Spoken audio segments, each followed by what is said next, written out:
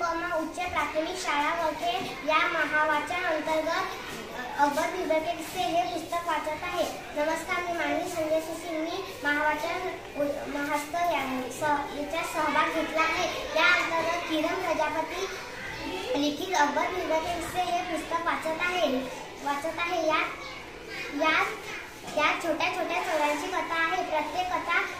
प्रत्येक कथा छान आहे। यात प्रत्येक कथेतून अकबर बिरबलचा हजरजवानीपणा व बुद्धी चातुर्य दिसून येते। यातील बकरी का वजन ही कथा मला खूप आवडली। यात अकबर बिरबलला सांगतात की बकरीला दररोज जेवढा चारा देतात त्याच्या दुप्पट चारा यापुढे द्यायचा, परंतु आज जेवढे वजन आहे तेवढे वजन 8 दिवसानंतर भरायला हवे। बिरबल हो म्हणतात। बकरीला दररोज दुप्पट चारा खाऊ घातला जातो।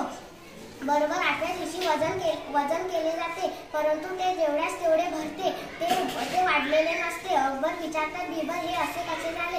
बिरबल त्याचे स्पष्टीकरण देतात, मी बकरीला दररोज दुप्पट चारा खाऊ घालायचो, पण देतात तिच्या मानेवर भीतीची तांबडी तलवार ठेवायचो, म्हणून तिचे वजन वाढले नाही।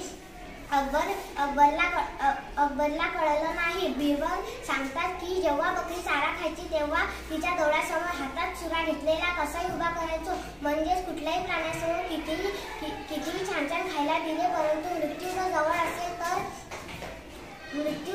असेल तर खाल्लेले अंगास लागत नाही, म्हणून तिचे वजन वाढले नाही।